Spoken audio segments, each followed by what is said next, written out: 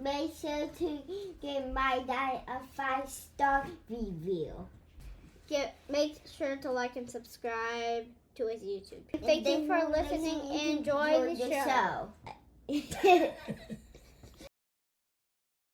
It's really hard to generalize, but I'll put it this way. The MO from the colonial period onward is preemptive strike. During the winter, often, so that we can destroy their food sources, so any survivors will starve to death or will be forced to come to us for food. And that goes all the way through Western expansion.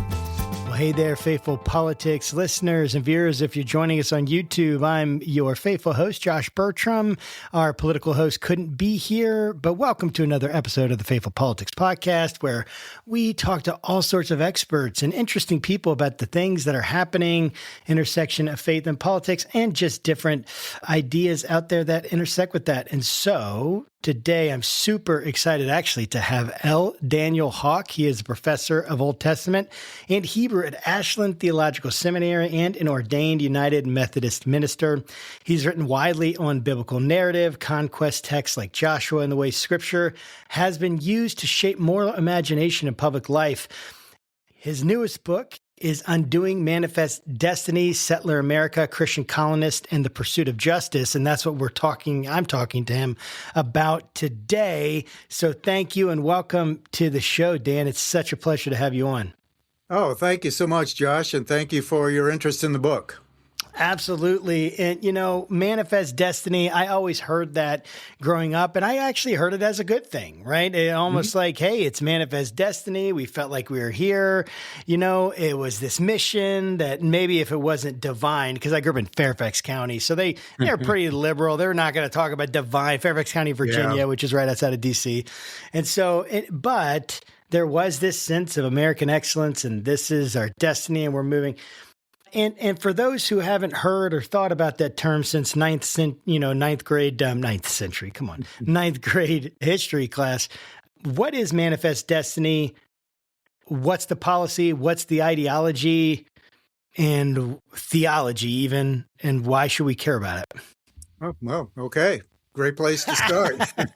We're just jumping right in, Dan. Yeah, great. Yeah, so manifest destiny technically originally was associated with a kind of a conversation that was going on as the United States was contemplating expanding into Texas and so on and so forth. And a journalist by the name of John O'Sullivan kind of coined the phrase, and everybody seemed to really go with it.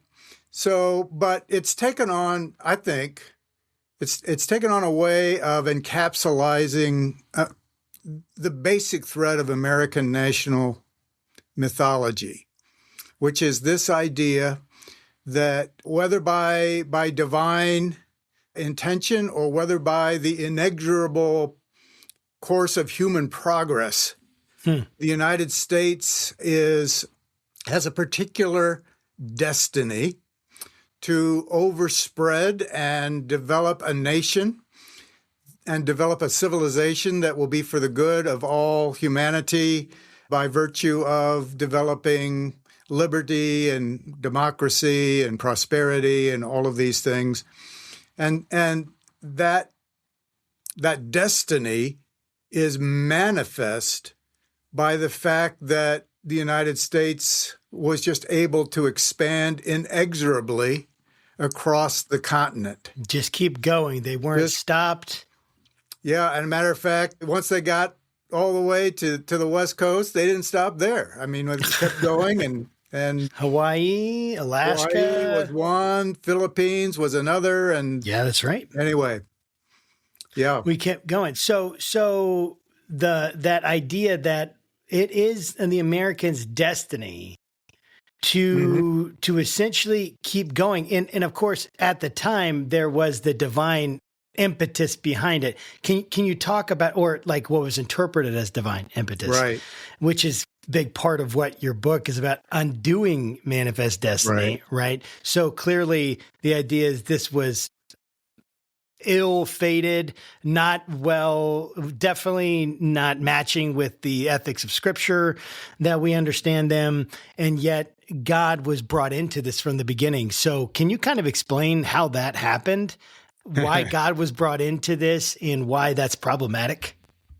Yeah, well, in a quick, in a quick soundbite, I mean, yeah, we'll dig in more to all of it.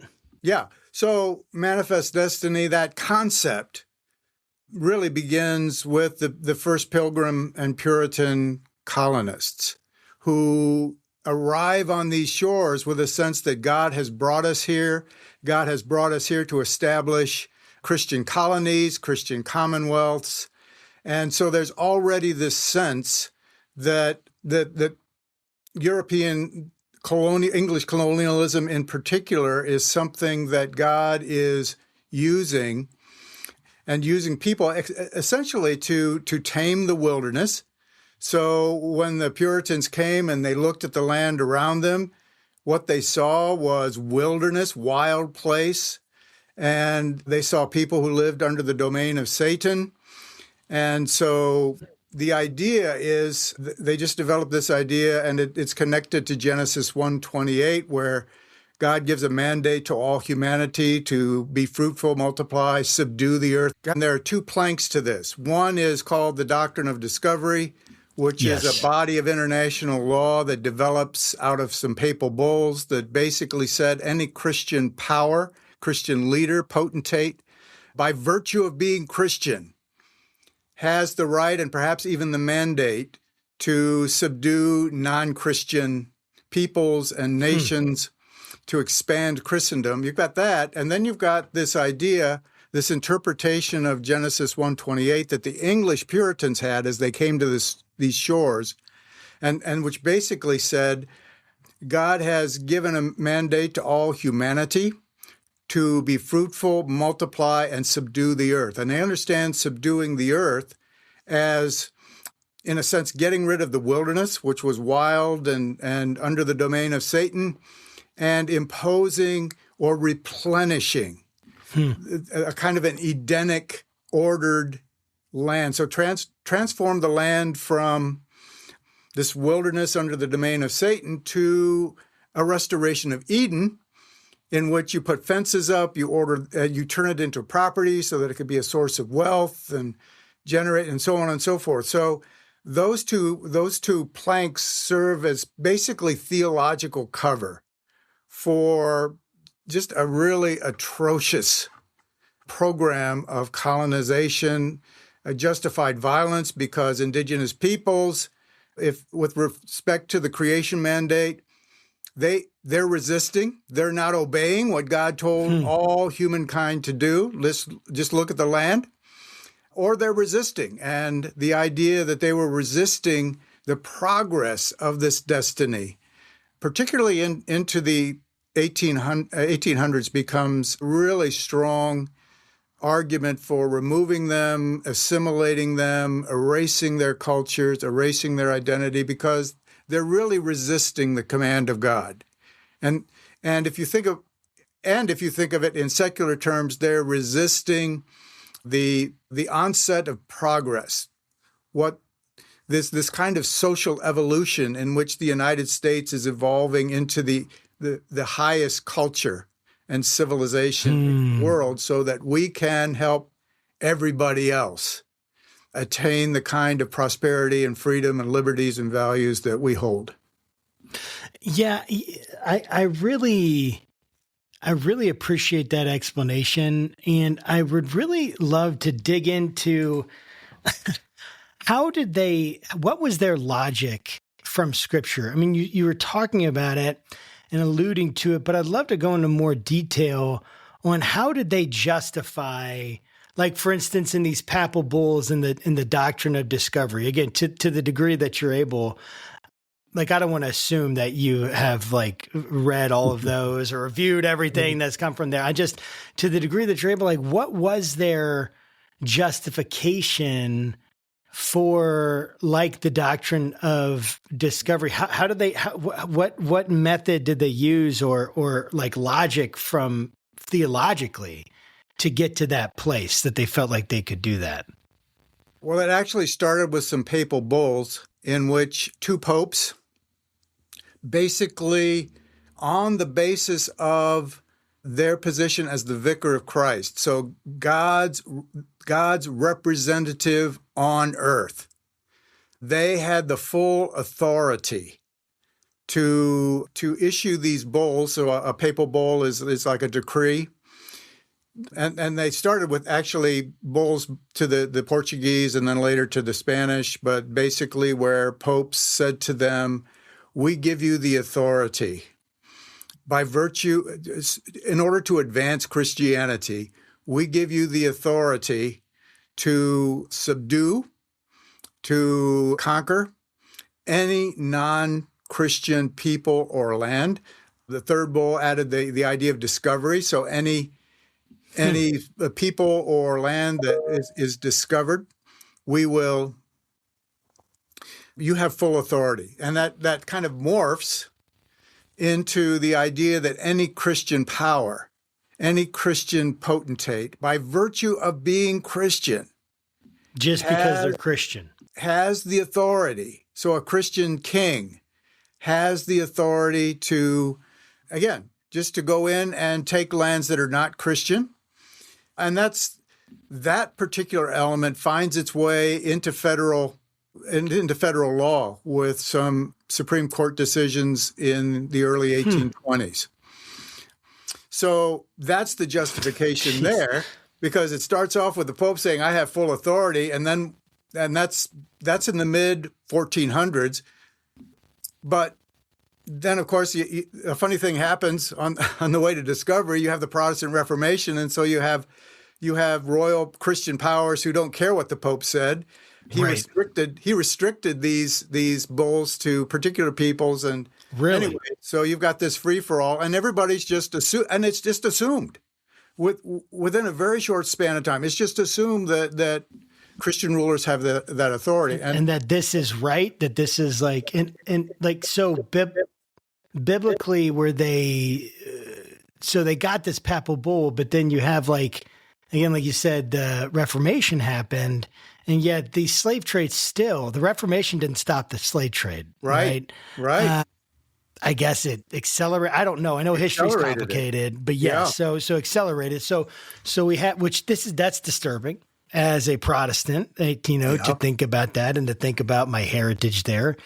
So it's like, how did they get it so wrong in the Bible? I guess, was it just because it was just built on really bad theology from previous times, and it's just because you have to have a logic to it, to make sense of it. And so it's basically like, hey, ends justify the means. We're making them Christian, fulfilling the great commandment. Therefore, it's okay. Is that too simplistic, or is that the basic idea? Yeah. As we move along, beginning with the colonization of New England. There's a racialized component to this as well. So we Anglo-Saxons. So there's this idea of Anglo-Saxon destiny that emerges in the 1800s. So when you're thinking of what you're doing in those terms, basically what's going on, and one of the things I argue in the book is that this was done intentionally and willfully. What the colonists were looking for, and this is what, in a sense, makes it such an offense. What the colonists were looking for was some way of justifying and holding civilized Englishmen innocent any of the violence. So it gave them an easy justification. Well, we're going to take this land. They're resisting. We're going to develop it. They leave it undeveloped. And my sense is they're not thinking through really deeply. They're just, and that's the big piece. They've gone enough to get an answer they wanted. Nobody does that today, right? But but yeah, this is the idea. And so there's this whole warped system of denial that basically over the course of time, weaves this narrative that the United States is not really culpable. We paid for the land, we acquired the land nobly. There were a few violent blips on the screen, but it's just a justifying narrative that legitimates the system, that the colonial system that they're putting in place. And it really is thin. It's not theologically packed because they're not really interested so much in and once that gets started, by the 1800s, they've internalized those interpretations and they're unquestioned. They're just unquestioned. So you get to the point where European civilization, English culture and ways becomes the highest expression of Christianity in their own eyes. And once again, join that kind of racialized perspective with really greed for land. And that's what drives it. And that's what warps the whole enterprise is greed for land to enrich an Anglo-Saxon white settler elite. Man. Yeah, it's just pretty so nasty. sad. Yeah, it's nasty. Yeah, it really is nasty. And so like when I grew up, there was this almost idealized vision of the settlers, right? They're going out there facing unbelievable hardship, right? You would take the Oregon Trail game and you would die of, what is it? Typhoid fever or dysentery or whatever, right? So all these different things. And it was a game that you would play in school. And so it was like this almost idealized sense of, hey, here's myth of innocence, right? That's one of the things you talk about, or a settler narrative. Help us figure out what's going on there. How much of that is truth? How much of that is falsehood? Like, I know history gets complicated, but what is that settler narrative and how do the facts of history not match it? Yeah. Oh, so how long are we going today? Well, 60 minutes, but as long as what do you need? Tell me the time you need. Yeah, I think one of the ways I look at it is I grew up in the 60s. And TV Westerns, movie Westerns were all the thing. And there was a pretty standard script. And so you had kind of a righteous gunslinger or a righteous frontiersman, a righteous pioneer. And you had usually some woman who was in distress, and you had a nasty villain, and you had marauding Indians and so on and so forth. So one of the things, that's part of the myth right there. That tells the story, and it also, in its own way, justifies violence. It taught people of my generation American violence is righteous violence. Violence is necessary to bring order. So there's a whole complex of threads that weave together that form this narrative. And one of the pieces of the narrative, so as an example, you talk about the Oregon Trail. So the picture that we get from the TV Westerns was, or even the novels or wherever they came from, because they were just so prominent for so long, was the fact that, the Indians were just merciless and bloodthirsty and aggressive. And, the pioneers had to, brave the hardships, and they did that. And they had to endure Indian savagery and all of that. Well, a study was done probably, I think, about 20, 30 years ago. There were fewer deaths, total deaths of pioneers along the Oregon Trail due to violence than there were less total pioneer deaths on the Oregon Trail than in some of the larger massacres of indigenous people. Most of the frontier violence that happened was on the white settler side. And that's the truth. And government officials and missionaries and people who were on the frontier corroborated that. So I'm in Ohio, So there was a Moravian missionary by the name of John Heckewelder who had this interesting description because he's trying to create a place of peace for the growth of his indigenous converts. But what happened would be that he would say that settlers would move in and they would encroach on Indian territory. And then they would tell him, well, when we get enough of us here, we're going to start an Indian war so that the government comes in and then we'll get this land. And he has this description of the colonial, I should say the frontier mindset. So that's one of the places where our mythology really does replace history, because and this is also acknowledged in government reports that basically say, the bulk of violence on the frontier is caused by settlers. And there are a lot of reasons why that's true, and it's corroborated, but that's this idea of the noble the gunslinger who brings order and sets everything right through violence it's still a big part of the myth. I mean, we look at all of the ways today in our movies that we glorify violence, that we sacralize violence, that we talk about or tell stories about how violence is necessary to bring order. That is the warped fruit of a toxic seed in our own national character that just glorifies violence, and it goes all the way back. All the way back. So, yeah. So, but yeah, please share examples. 2 years the Pilgrims, 2 years after Plymouth, they get into a squabble with the Massachusetts. So they invite Massachusetts leaders to a parley, and when they get them there, they kill them. And there are about 4 or 5 tribal leaders, and then they take their heads, put them up on spikes around Plymouth. Now that's a story you're not going to probably read in history books, but that's the Pilgrims.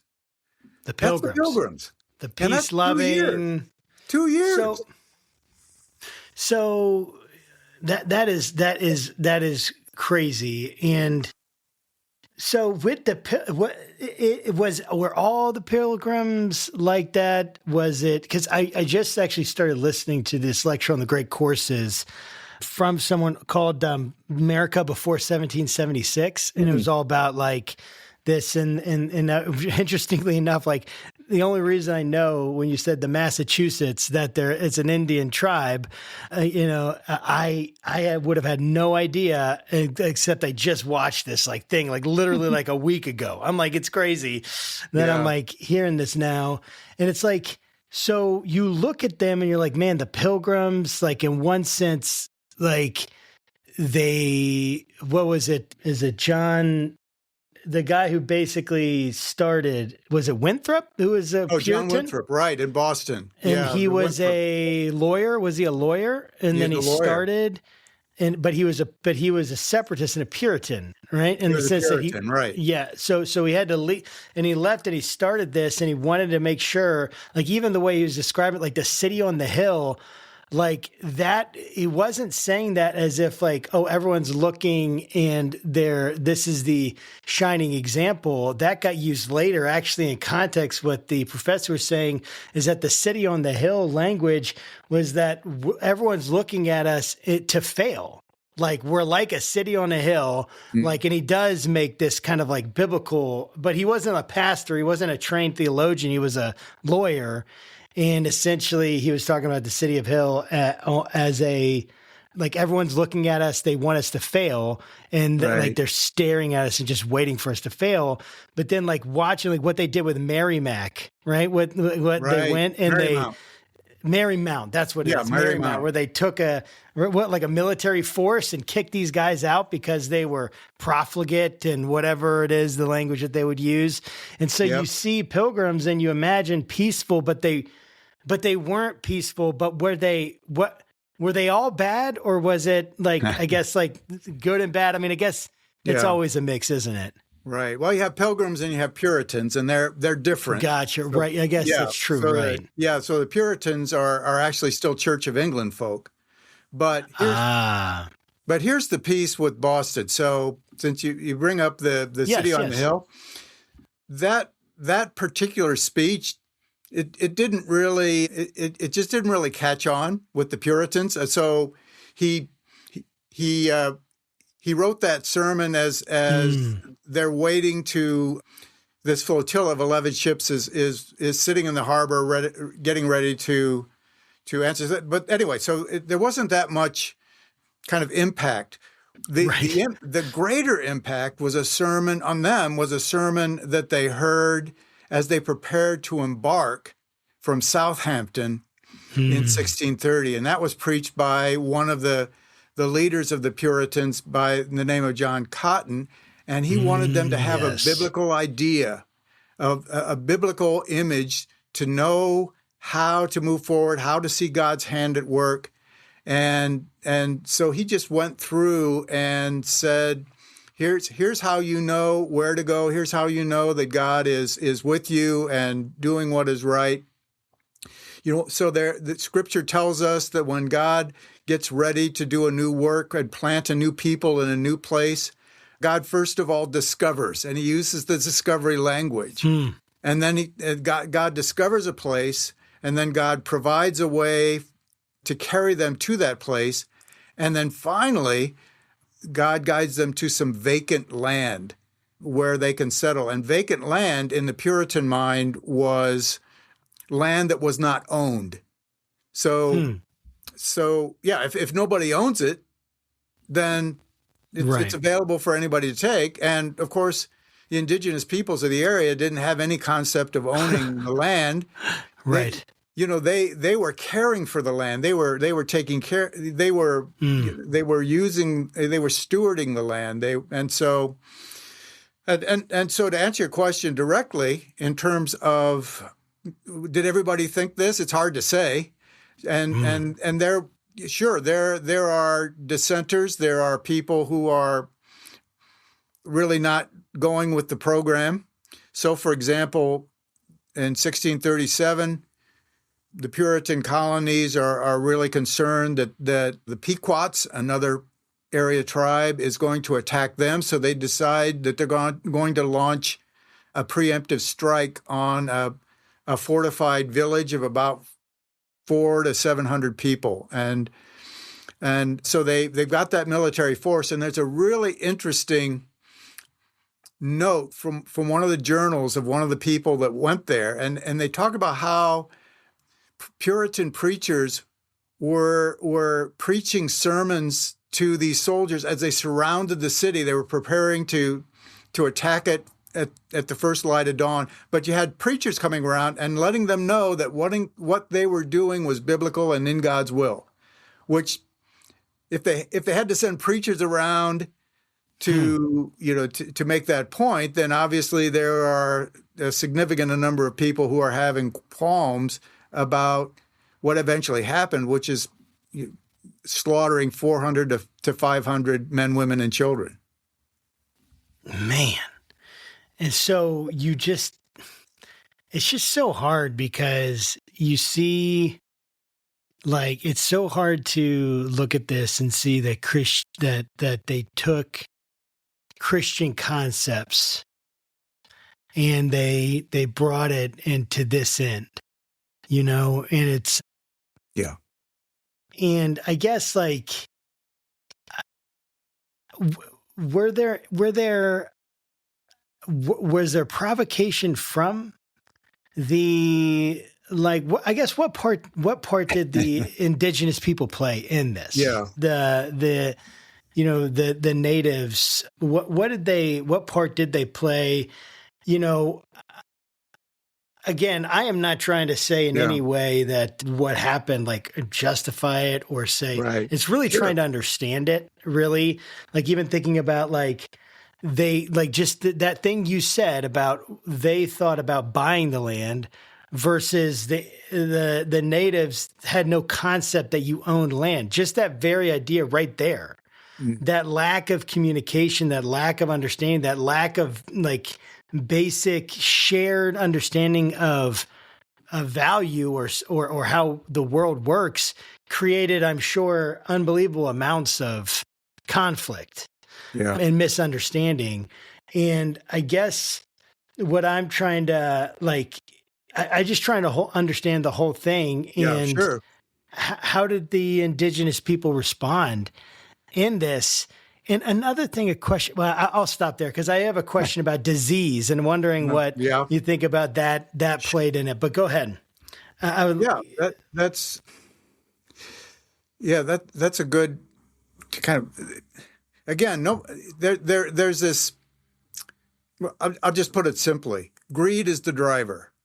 And that makes sense. As the Boston colonies expand, they just need more land.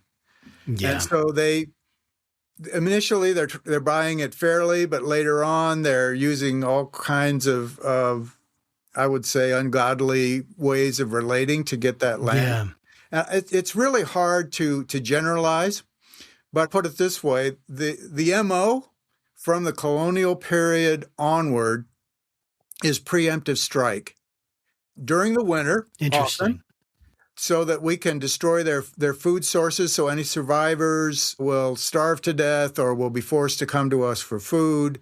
And that goes all the way through Western expansion. And so, yes, there are also cases where indigenous peoples rise up themselves. There's a huge uprising. Uprising's a bad name, but there's a huge war that is precipitated in Virginia. It kills 1 out of 5 Virginia settlers before the indigenous forces are subdued. But really, there are those instances, but the number and scope is far less. Pale in comparison with the level of violence meted out by people who bore the name of Christ. And that's just awful. The thing that we've got to I think we've got to reconcile with. Absolutely. We as white, because it's a sin that we know how repressed sin works. It doesn't just fade away. No, it doesn't. And we've never, first of all, as a church, as a religion, as a community of faith, we've never acknowledged really the full complicity that we've had with these colonial projects, the greed that a lot of our Christian forebears came with and that propelled them. And we haven't really addressed significantly enough the way that's warped our own Christianity in its social expressions. I could go on, but here's a quick footnote. Please. So here's one of the ways that we spin it. Generally, if there was a mass killing by colonials who killed, struck defenseless, peaceful, indigenous people, it was usually called a battle. So, the battle of this, the battle of that.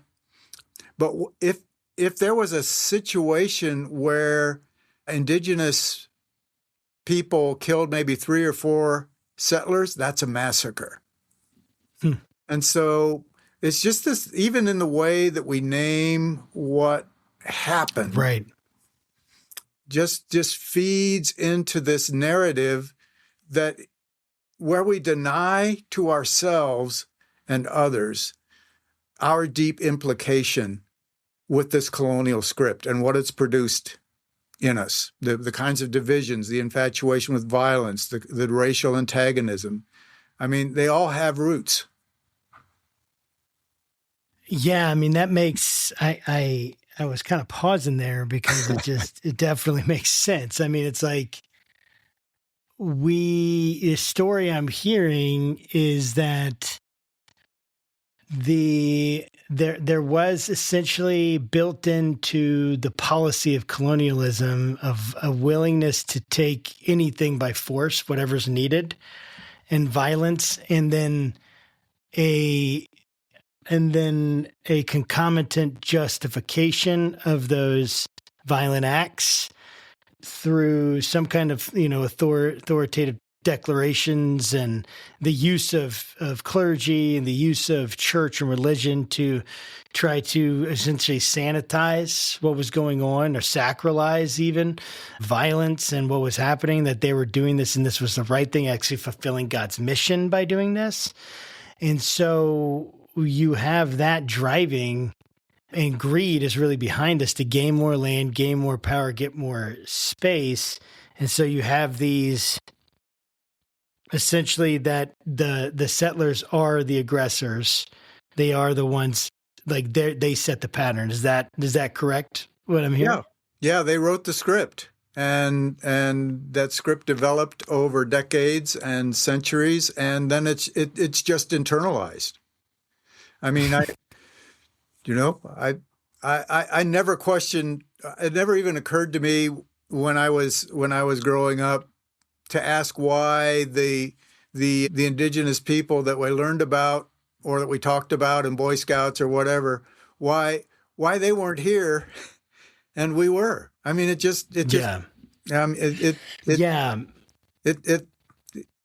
was invisible to me. It was invisible, and we don't. I think, right, most people, most Americans, certainly I think most white Americans have no clue the sophistication of the peoples and the cultures and everything, and even the population and of course the millions and millions of people in North America and in Central America, not to mention things like the Aztec and Mayan and then Incan, right? Massive empires, these unbelievable empires that essentially were able to be, and this is kind of like what I wanted to kind of get your thoughts on, like essentially a major reason from what I've heard and what I've seen that Europe could even come do this, especially in like Central America. I know you're focused on Northern America, was because of disease.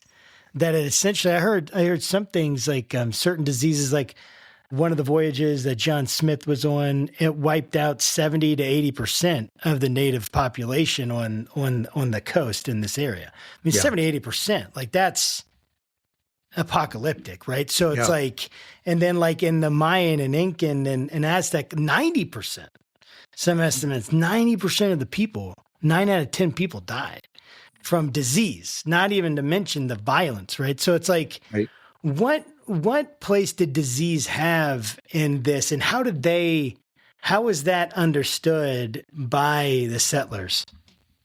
Yeah, I don't know that I really have a good, clear answer to that. I know there's a debate. It's okay. So, same in New England. So, probably about 90% of the Massachusetts people wild. were wiped out by some kind of disease, smallpox. That destabilization there's just no way that we could have gone as fast, I guess, as without disease. Would you say that's correct? Like, we actually were able to do it probably mostly because of disease. That was part of it, because you have whole social structures that are just completely gone. And so what do you do? And then it starts a cycle, because colonial practices just weaken and destabilize indigenous societies, and it makes them in turn more susceptible to European disease. And so there's quite a debate about what role disease played, and you've got some folks on the one extreme saying, well, that's just an excuse, and you got for taking your eye off the real issue that we have to deal with, which is the violence and the mendacity of treating. And we don't want to take our eyes off that issue necessarily. Right. Yeah. And then there are the others that say, well, look, this had to play a huge role in I mean, it just had to, right? How white settlers were able to advance. Yeah, there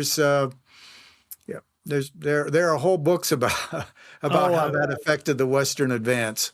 Absolutely. And I just wondered, did you see anything about how Christians interpreted those diseases? Do they see them as God working for them or something like that? Or do we not really have a lot of any stuff on that? All I can say is I've done quite a bit of reading over the course of a couple of decades, and that really I haven't come across that kind of anything that would suggest that some element in the settler society is saying, well, A, this is a good thing because we're going to get the land easier, or B, this is God's punishment. I really haven't. Doesn't mean that they're there. I just haven't encountered it. That's so interesting. I just feel like I just wonder because of it had to be just the massive impact it had. But the point that you made though is important because regardless of all of that and how horrific that is, regardless of all that, the point that Christians literally took this and they baptized all of this in Christian theology and language and thinking and mission. Yeah. And never to take our eyes off the fact that these horrific things were done in the name of Jesus. Yeah. Which is so hard. Go ahead. It is. I was just saying the same. It's why this book was really difficult to write. I'm sure. It was just overwhelming. So for someone who's sitting here and they're hearing this and they're thinking, well, whatever, I've heard things about the savagery of some of the native practices and you've made the point that they didn't, the scale was nothing like it. And again, this was their home that we were coming in and essentially invading. We can't, the same people that might think that, the settlers did the right thing wouldn't look kindly on someone coming in and trying to invade their home and take them out, and would probably respond violently to something like that or with force. And so it's obviously we're looking at this and it's just heartbreaking for someone though who's I don't know, I'm not convinced it was really all that bad. Could you give some of the examples that you have of maybe some of the more disturbing things that you saw that were done in the name of Jesus, just to give maybe some people some examples, how can you have any reason to say that Jesus could be behind this? Yeah. I think there's a sense in which a lot of the folks who did this, we would call them nominal Christians, if that. Right. So I don't. You do have people that are really pushing back out of a sense of kind of Christian revulsion, who are saying this is not right, this is not the way.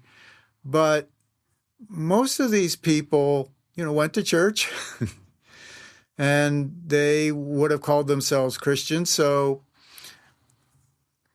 one of the examples that I think is particularly grievous and difficult, and it's another situation in Ohio, is again the Moravian.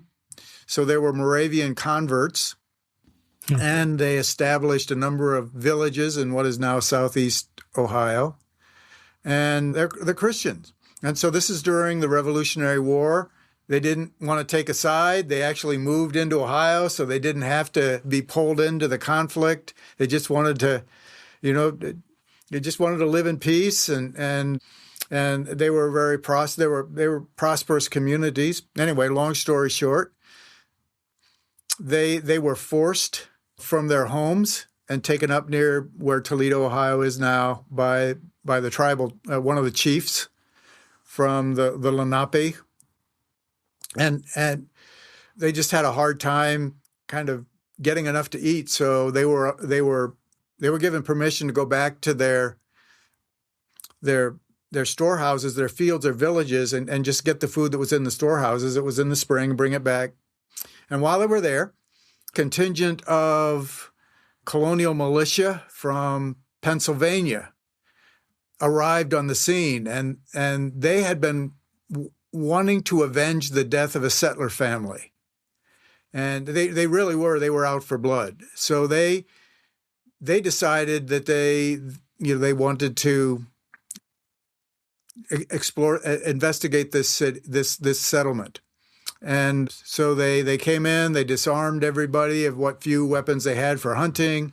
They found some European style cooking implements, and they said, well, they wouldn't have these unless they stole them. And so they eventually had a meeting, and they decided we got to kill them.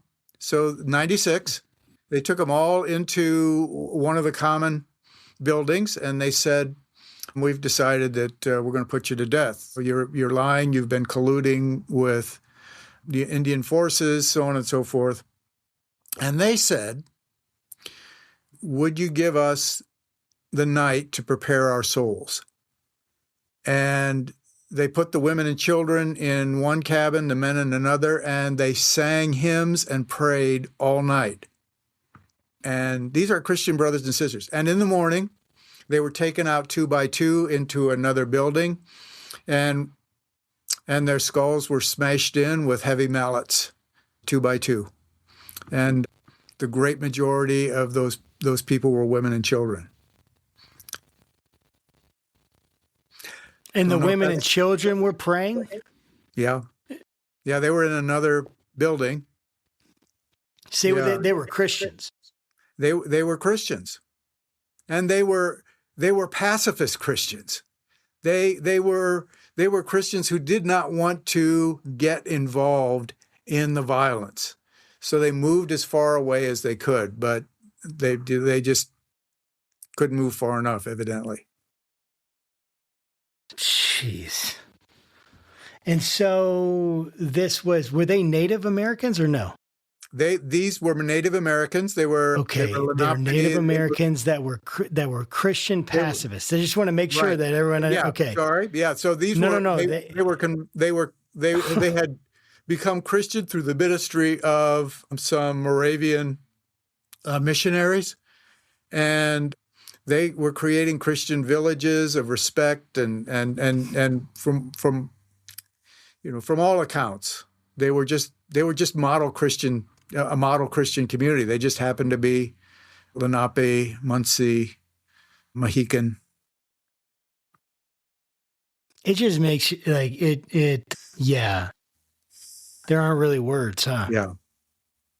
Yeah, especially to read the accounts. It's tough. So it is so heavy. And how do you separate this idea of Christian complicity, right, from the claim that Christianity is inherently colonial? And I'm separating colonial from inherently a missionary religion, in the sense that, right, we have the missionaries of the early church, although I know that the way that these communities grew after the apostolic age, right, between that was not with evangelism as we think about it, because it was essentially illegal and within the Roman government or Roman Empire. And so, but how do you separate that? Because I'm a Christian, you're a Christian, we love Jesus. This isn't the Jesus we serve. Is absolutely horrified. I don't know what I mean. This kind of stuff. How do we deal with this? I guess maybe that's what I'm saying. Well, we deal with it first of all by being willing to deal with it. Yeah. Being willing to be honest about it. Yeah. And to recognize that in the Western European colonial project, Christianity and Christian civilization are fused. They can't be separated. They are inseparable. So, yeah, so Christianity becomes the way that we erase indigenous identities. We tell them that they're all, under the domain of Satan, and they've got to be saved. They're all sinners.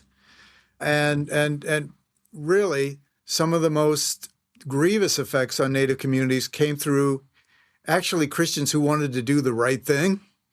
And so they got them into boarding houses, and they thought they knew what was right, and took children as young as four years old, and took them away from their families, put them into boarding schools, and tried to make them into United Christians and American citizens. And you'll read the literature. I mean, and that begins in the early 1800s. So,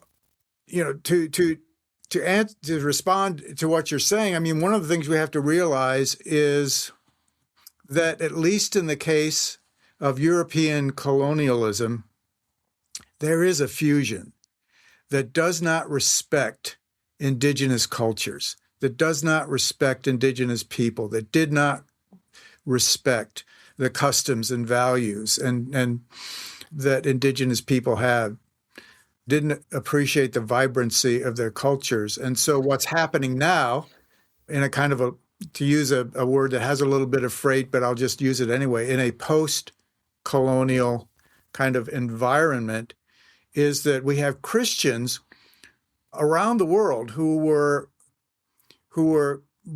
converted by the efforts of godly missionaries, but they were basically told in order to be Christian, you also have to adopt these cultural forms and frameworks and ways of thinking and so on and so forth. And what's happening now around the world is that people are beginning to think differently and to ask the question about how Christianity can be faithfully incarnated within the context of their own cultures, as opposed to having to, abandon their culture in order to be Christian. There's a residue here that we've got to deal with in terms of our missions, and not to blame or shame. I mean, that blame and shame does nothing good. It just turns us inside of ourselves. But just in a way of saying, let's try to rebuild. Let's listen. Let's hear. Let's talk. Let us know how we can assist you. We thank you and they do. I mean, around the world, they're grateful for the missionaries who brought Christ to them, but they also recognize that the forms and some of the practices and cultural conventions didn't really fit them, and their own cultures were demeaned and demonized, and so the question is how. It seems from the colonized is, how do we kind of decolonize and throw off this kind of colonial association with Christianity, so that we can live together as an expression of the body of Christ that is within the context of our own cultural ways of thinking and norms and practices and culture, which it seems to be that's really what we should be doing. Yes, it definitely is what we should be doing. How do you recommend, like, the normal person who's listening to the podcast and they heard about the book? Obviously, we want them to read the book, but what would you say for them? Like, what are some next steps for them if they're like, yeah, I feel horrified, I can't believe that happened in the name of Jesus. Like, I want to make a difference, or I don't ever want anything like that to happen again, or whatever it may be. Like, what would you say is the next step for them? How would you encourage them? Yeah, well, in a number of ways. One is simply to learn, to read. There's a lot of good literature that's really lifting things up and helping us to see things more clearly.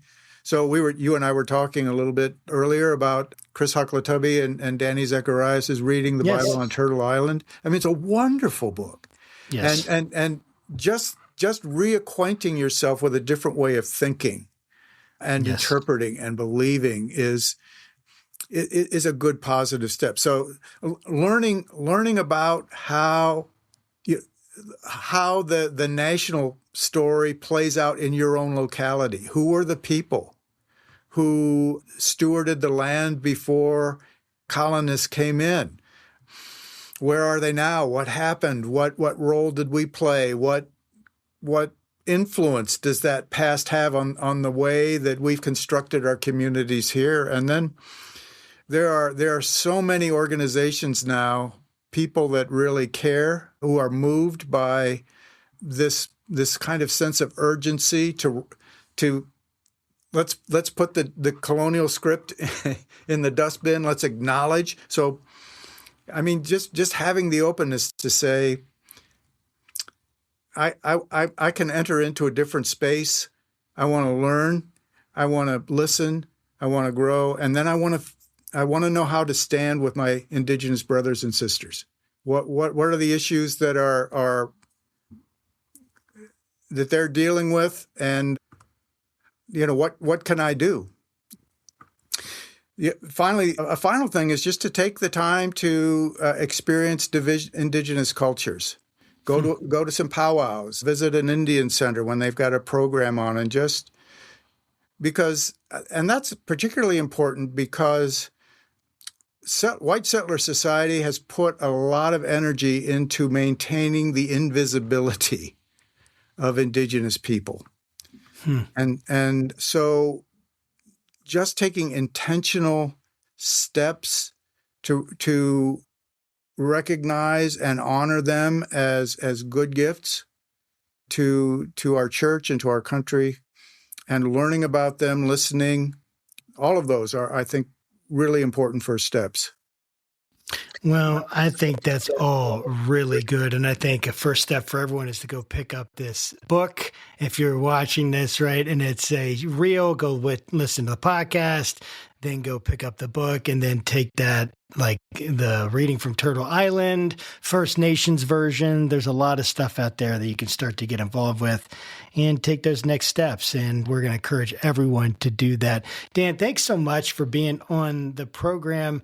How can people connect with you if you want them to? Is there a preferred vendor for the book? What projects do you have coming up? Well, yeah, I could be contacted at my seminary email address at dhawk@ashland.edu.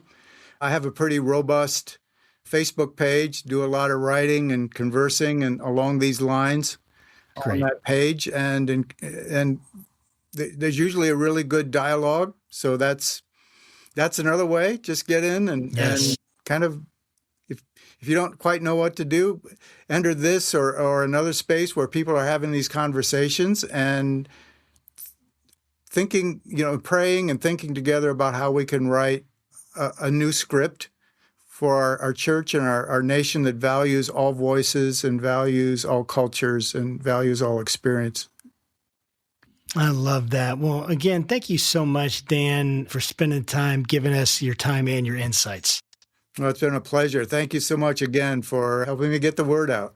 Absolutely. And to our viewers and listeners, guys, thanks for joining us. Send this to someone who needs to hear it, someone that would be interested in this. Let's keep working together to get civil conversations about tough topics out there. And until next time, guys, keep your conversations not right or left, but up. Thanks.